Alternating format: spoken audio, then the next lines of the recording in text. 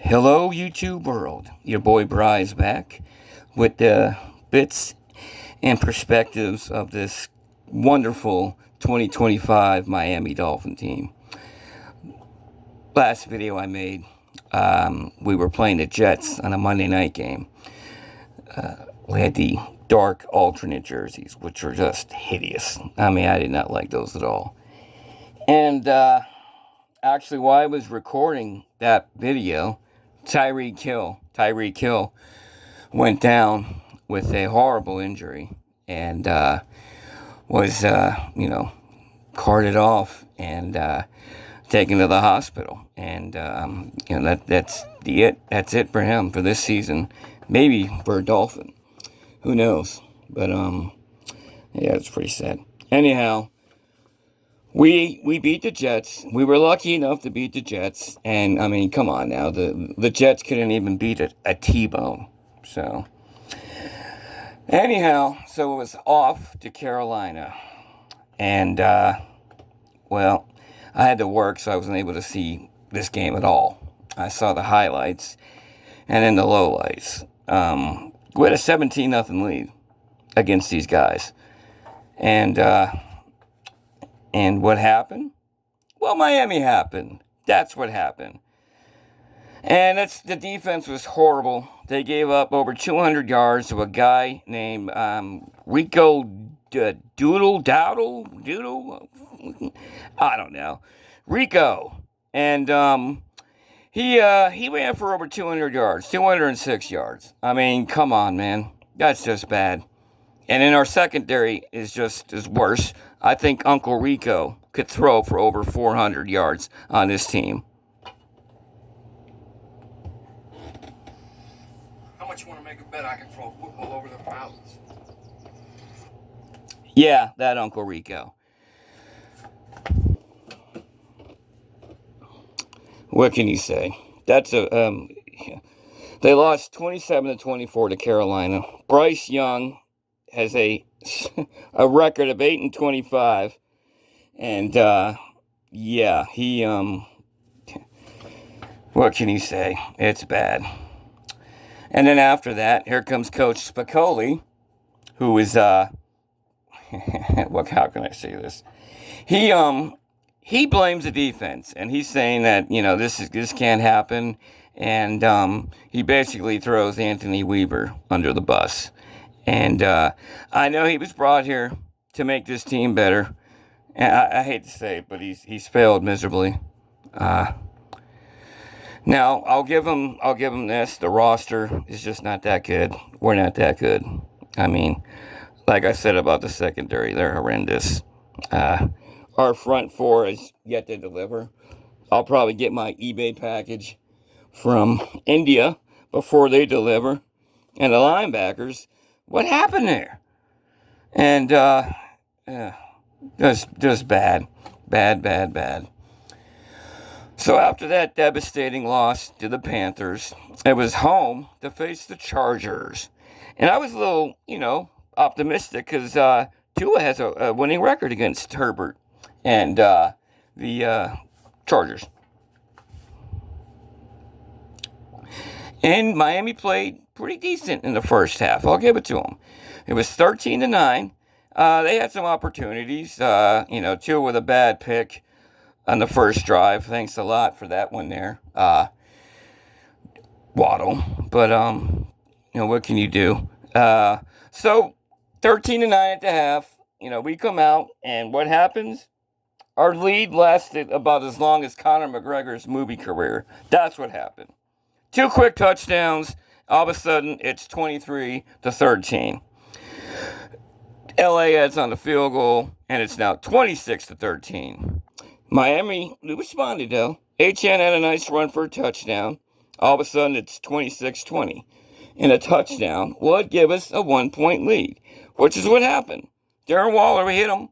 Nice little touchdown. We're up 27-26. And what do you know? They blew it. After a nice big kickoff return, LA was able to drive, I think maybe 20 or 30 yards, and then they were able to set up for a game-winning field goal. Even though there's a little bit of time left, We did get the ball back, and then Tua promptly throws an interception. But wait, it gets worse. Tua had 3 interceptions. 3. But then it gets really bad. Tua decides to throw not only his coach McDaniel, that McDaniel, throws him under the bus. Then he goes and starts snitching on players. Oh, I just wish we had guys that would, come to meetings and not skip meetings. And we have players only meetings and, we don't have people showing up. Dude, what are you doing, bro? Like, seriously. This was the same clown that was dancing and doing a little Broadway stroll when he got his many. Jesus, Mary and Joseph. So, we're kind of the laughing stock of the NFL right now. I mean, every talk show, radio, internet, TV, whatever, talking about the Dolphins and it is a nightmare. We have crashed into the Titanic. I don't know. Titanic. Whatever it is, we're crashing into that son of a gun. And, it's bad, man. I mean, it's like the sequel to the Joker bad. It's very hard to be a Miami Dolphins fan. It really is.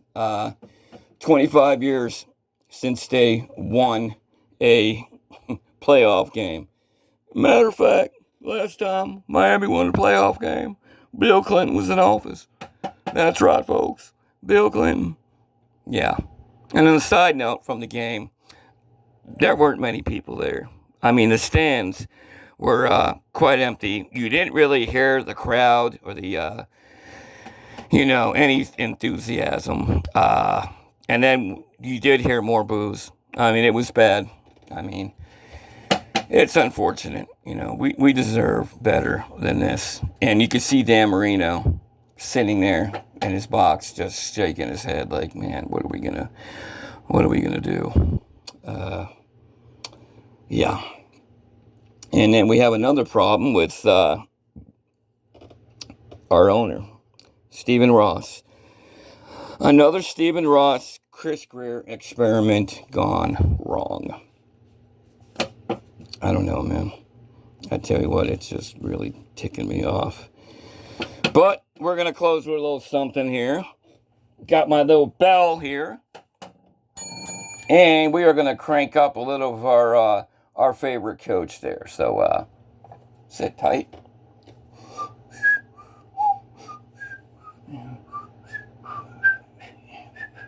As players are back for the week of practice, do you still see Tua's comments as an internal topic, or did he... All right, boys and girls, we're going to do the count. Every time our coach says I'm going to hit this bell. Here we go.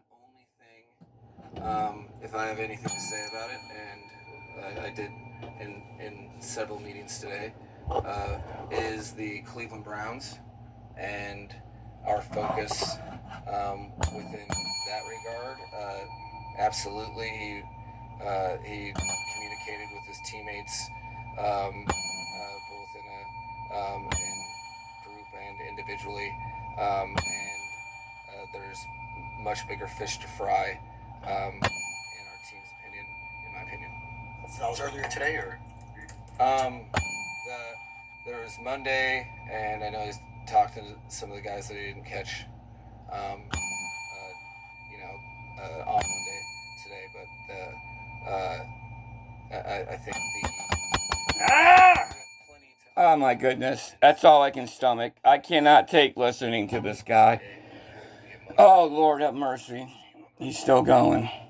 Well, anyway, boys and girls, my name is Bri'S. These are my bits and perspectives and thoughts on the 2025 Miami Dolphins. I'll be back next week, and you know what? What do I always say? Be nice to one another. Yeah. All right. Love you guys. I'm out. Peace.